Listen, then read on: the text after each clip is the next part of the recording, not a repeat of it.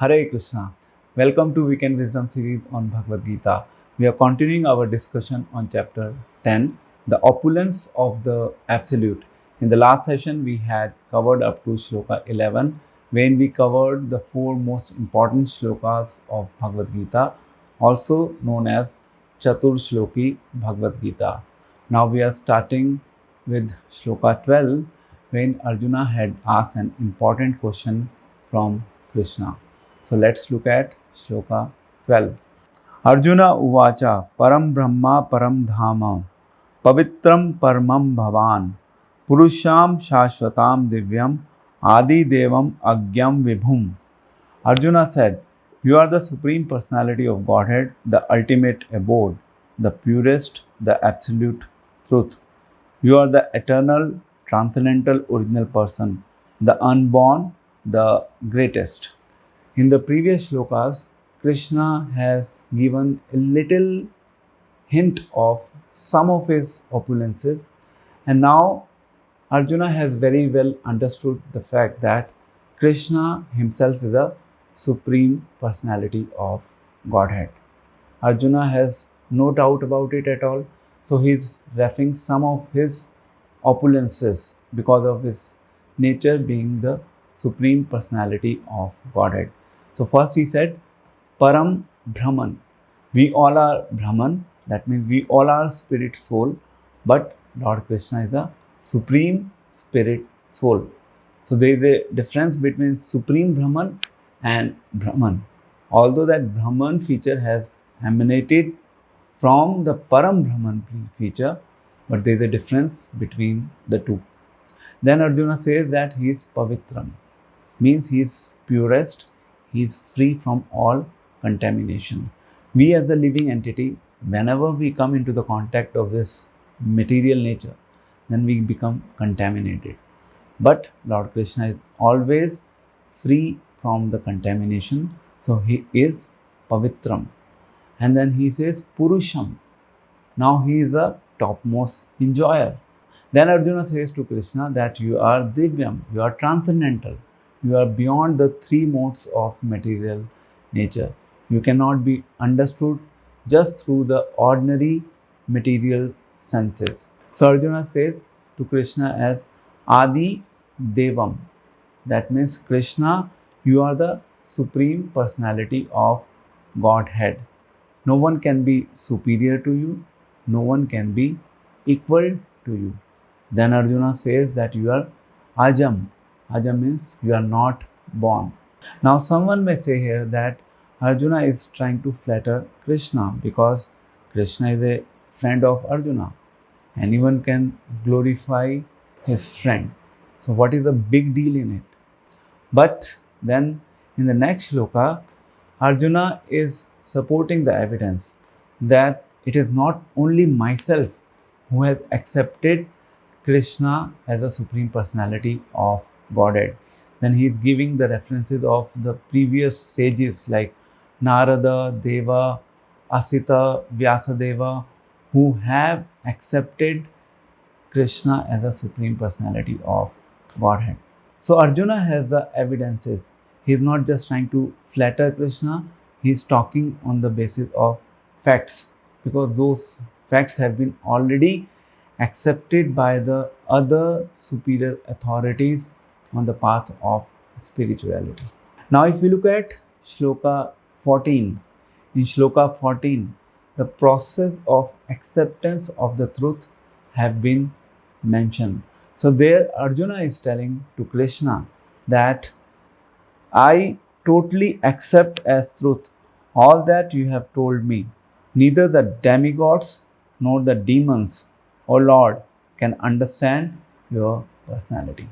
So in this shloka we see that Arjuna has accepted the truth in totality, and he has also confirmed the very fact that it is not easy for the demigods or even for the demons to understand the true nature of Krishna.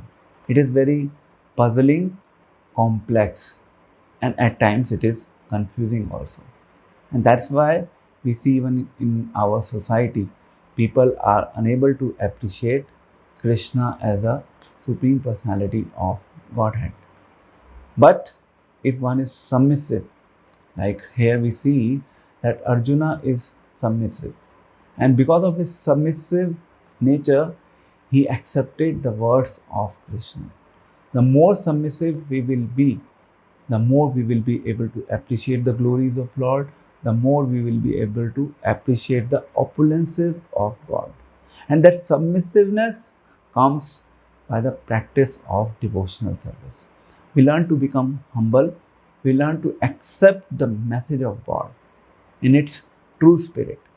Because devotional service helps us to become submissive, and then we can easily relate to this message of Bhagavad Gita. So that is why this practice is important. Now, if you look at Shloka 16, 17, and 18, there Arjuna is talking about the fact that he wants to know more. He is telling that Krishna, please explain me about your opulences in more detail. I want to know more. So he is inquisitive. So inquisitiveness is again very important if one wants to understand Krishna consciousness. Like we have this aphorism in Vedanta Sutra when it is mentioned, Athato Brahma Jigyasa. One should be inquisitive to know about self. If we look at this discussion, in a way, the discussions have been already concluded. Arjuna has accepted Krishna as Supreme Personality of Godhead, but still Arjuna is inquisitive to know more. So why is he inquisitive? One of the reason of his inquisitiveness is that he wants to know more so that people in general can understand God. So he is inquisitive for our welfare. He doesn't need to know anything more. He is now convinced, he is clear of the very fact that Krishna, you are Supreme Personality of Godhead. So his inquisitiveness is not just for himself, his inquisitiveness is for the benefit of the common people in general. So there are different analogies, different examples that Krishna will be giving now from Shloka 19 onwards, through which we can try to connect everything with God. We can understand that everything is a manifestation of the energy of God. It is not difficult. Everything within the matter that we can easily perceive through our senses, that exists around us, through that matter, we can easily connect with Krishna. So the first reason of the inquisitiveness of Arjuna is that he wants we to get benefited, so that the more we get to know, the better we can appreciate about the nature of the Supreme Personality of Godhead as Krishna. So this is one reason. The second reason is that more one hears about Krishna, the more one wants to know about Krishna. It is limitless. It does not stop at a specific point in time. Like Arjuna is a pure devotee. Now Arjuna is relishing that nectar. It is like Amrit. And that's why he's asking more and more. He's inquiring more and more. So his quest is not getting over. So this is one of the tests in Krishna consciousness. To know if we are really progressing in Krishna consciousness, our taste for hearing will increase. We would want to know more and more. Our quest will not end at a particular point in time. Now let's look at Shloka 19 onwards, where Krishna is starting explaining to the queries raised by Arjuna. Now he is talking about his opulences from Shloka 19 onwards. Let's recite Shloka 19 together. Shri Bhagavan Uvacha Hantate Kathayishyami Divya He Atma Vibhutaya Pradhyantaya Kuru Shrestha Nasya Anto Vistarasya Me. Translation: The Supreme Personality of Godhead said, Yes, I will tell you of my splendorous manifestations, but only of those which are prominent. O Arjuna, for my opulences is limitless. So now Krishna is talking about his opulences. He is talking about his opulences for our welfare, as we had discussed previously. So first thing that Krishna says that Arjuna, please understand that my opulences are limitless. It has no end. It is unlimited. I cannot tell you about my opulences in totality. I'll just give you a very high level understanding. I'll just give you a few examples through which you can understand about my opulences. So this is first thing. The second thing is that our senses are limited. We do not have the unlimited capacity to even appreciate the opulences of Krishna in totality. So we have limited capacity and we are trying to understand the unlimited version of God through our limited capacity. So we are limited, God is unlimited. But still, God, out of His causeless mercy, He is talking about His unlimited nature. So, in this verse, a very specific word, pradhanyata, has been used. That means principle. So, Krishna is talking about His very limited opulences. He is not talking things in detail. He's just trying to give us a glimpse so that we can appreciate the beauty of Krishna, we can appreciate the opulences of Krishna, we can appreciate the greatness of Krishna. So let's look into these shlokas. Now from 20 to 42, all the shlokas are focused on the theme of the different opulences of God. So in shloka 20, one very important word has come when Krishna has said that Sarva Bhuta Shayasthitha.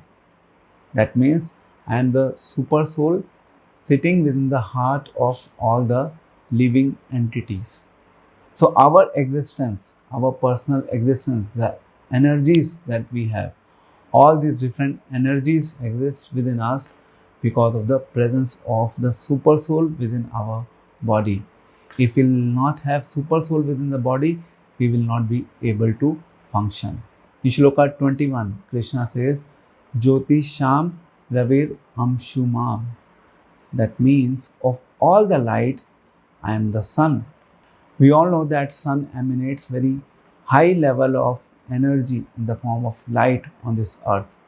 And Krishna says that that energy that sun has, because of which the light is supplied onto the earth, that energy to the sun is being supplied by me. And the light that comes onto the earth is me. Then in Shloka 22, Krishna says, Bhutanam Asmi Chetana. That means that among all the living beings, I am the consciousness. So if there is no consciousness within the body, then the body cannot move. And Krishna is telling that I am there within the bodies acting as a consciousness. Now consciousness is not a product of matter. Consciousness cannot be manufactured in the laboratories. The consciousness originates from God. It is one of the representation of the energy of God. None of us can move, none of us can feel or experience anything unless the consciousness is not present within our body.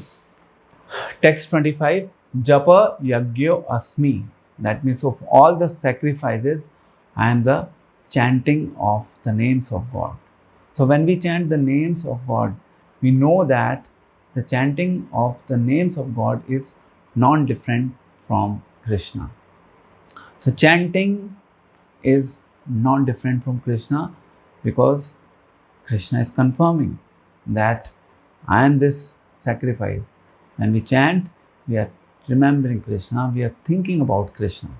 In 26, Ashwatha Sarva Vrikshanam, Krishna is telling that Among all the different types of trees that exist within this world, I am the banyan tree known as Ashwatha.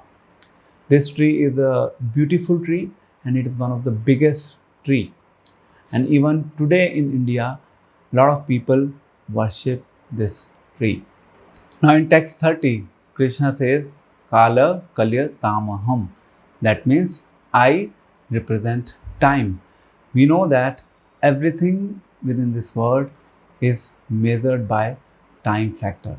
Like if you are in America, people say that, okay, it took me 4 hours to reach to a particular place. In India, we normally measure the distance in terms of kilometers. But in America, people measure the distance in terms of number of hours it takes for us to reach at a particular place. So Krishna says here that I represent time. So we all measure time.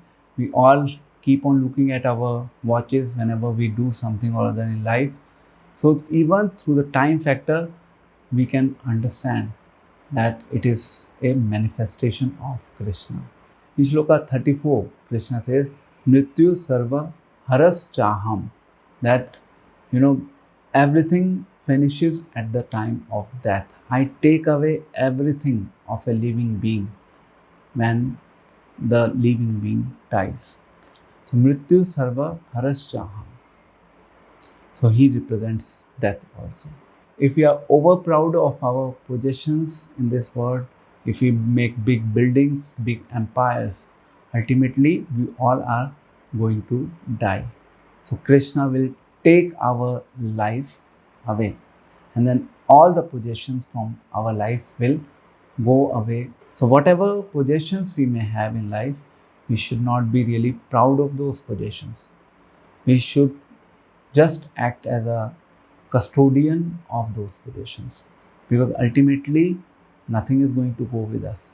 Everything is going to remain here. In text 36, Krishna says, Chalyatam Asmi. We know that in our society, a lot of cheating takes place. Different ways people use to cheat people. Now Krishna says that, okay, if you are the cheater, then I am the bigger cheater. So Krishna's greatness is not simply one-sided. When he tries to cheat a person, when he tries to deceive a person, no one can surpass him. Now let's recite Shloka 39 together. Translation. Furthermore, O Arjuna, I am the generating seed of all existences. There is no being moving or non-moving that can exist without me. So Krishna is telling here that there are different moving and non-moving beings. And all these beings are existing because of my different energies. And I exist within all those beings in the form of different energies. That's why we say that God is omnipotent, because his energies exist everywhere, and through his energies he manifests in everything. So God is everywhere, God is all pervasive, God is the origin of everything. Now we are reaching at the conclusion. In text 40, Krishna says to Arjuna that whatever I have spoken to you in terms of my opulences, all these opulences are mere indication of my greatness. Whatever opulences that I have, it is just a mere indication of it. I am not talking anything in detail. Why Krishna talked about it? Because Arjuna was inquisitive. So just to satisfy the inquisitiveness of Arjuna and for our welfare, Krishna talked about his opulences. He just gave a mere indication of those opulences so that we can appreciate the very fact beyond a doubt with all conviction that Krishna himself is the Supreme Personality of Godhead. We all exist to serve him. We all exist to glorify him. Our reason for existence in this world is to know about him. Now we cannot know about him in all details because his opulences are unlimited, and this is the same fact that he's indicating here. But if we seek for his mercy, then he will give us an understanding of the glimpse of his opulences, and then we will be able to cultivate our relationship, and we will be able to live our life for nurturing that relationship. Our relationship with Krishna is unlimited because he is unlimited. Now Krishna is concluding this chapter 10 with an interesting remark. Let's recite text 42 to understand this translation. But what need is there, Arjuna, for all this detailed knowledge? With a single fragment of myself, I pervade and support this entire universe. Now, Krishna is telling to Arjuna that what is the need to know about all these? You just know this very fact that I am the super soul and I exist in every atom. I am everywhere present. I know everything. I am the time factor. Everything works because of my presence, because of my consciousness. I exist within all living beings as a super soul within their hearts. So, practically, God is everywhere. And just understand this fact and try to concentrate your mind on me. To summarize the discussions of chapter 10, the name of the chapter is The Opulence of the Absolute, or the Supreme Personality of Godhead Krishna. We saw Krishna is talking about some of his opulences. He is giving a mere indication of it so that we can learn to understand Krishna, we can learn to appreciate the greatness of Krishna, and then we can start to worship him. We start to perform devotional service to him so that we can cultivate our association with that Supreme Personality of Godhead. And by cultivating that association, we can eventually nurture that relationship, and finally, we can establish our loving relationship with God. So let's meet now in the next session on chapter 11 that we'll be covering in the next week. Until then, thank you very much. Hare Krishna, Krishna Krishna, Hare Hare, Hare Ram, Ram Ram, Hare Hare.